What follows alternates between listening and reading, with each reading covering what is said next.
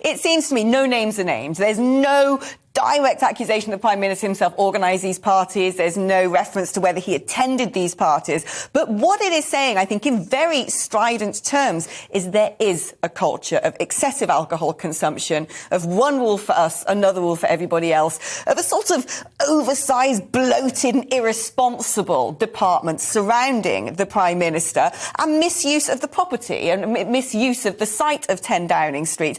I mean, it seems to me that this is going to be quite hard for the Prime Minister to survive. Yeah, there's no doubt by the tone of the report and what Sue Gray is saying here, she feels that the way in which the gardens and other spaces within Downing Street were used, the functions, the parties that shouldn't really have taken place, she's clearly critical there. What she's not been able to do is to go in forensic detail into those different events that we know took place on the 15th of May, I think it was, in 2020.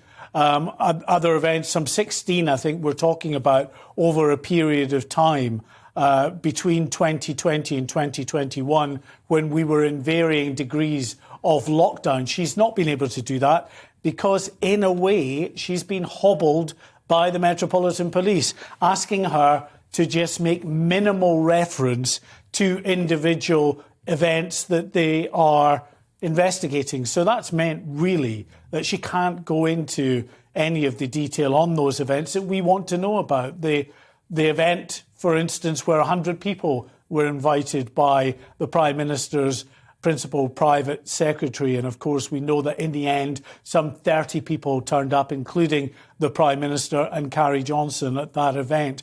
A number of other events that took place either in Downing Street proper or in the garden outside. We can't get into the minutiae of those events, but we want to obviously find out exactly what she's had to say and what the Metropolitan Police will have to say at the end of the day. I think it's clear her general conclusion is things went on that shouldn't have gone on, given what the rest of the public were being asked to do at a time of great concern over the potential risk to the public in health terms. I mean, yeah, pulling out two parts here which really stand out to me. The very first general finding that she makes is saying that these gatherings, or some of the behaviour surrounding these gatherings, is difficult to justify. She's essentially saying here that whatever excuse the Prime Minister may give for why those parties took place, whether he knew of them or not, that it's very, very hard to say that they were permitted, that they were appropriate given that there was a pandemic going on.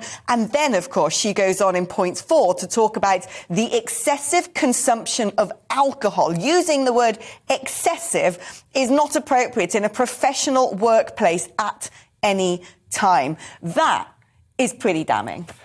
It's certainly critical in terms of the fact that she can only at this stage give that overview about the culture and what went on there in the broadest of terms. When we get to the point where we can talk about those individual events in more detail, and when the police have their say with a view clearly to looking at the potential for criminal sanctions, and we believe those will be fixed penalty notices in the first instance. If someone, of course, appeals that and decides to contest the issuing of a fixed penalty notice, it could go to a magistrate's court. But we're expecting that it will be fixed penalty notices. But if you get to the point where the Metropolitan Police are handing out fines to individual members of the government, staff, potentially the Prime Minister, we don't know. I mean, normally, from what the Metropolitan Police was saying in its early statement with regard to what the potential sanctions are likely to be, it said just because they're investigating a number of different parties doesn't mean that all of those parties will be subject to criminal sanction, and indeed doesn't mean that all those in attendance will be subject to fixed penalty notices.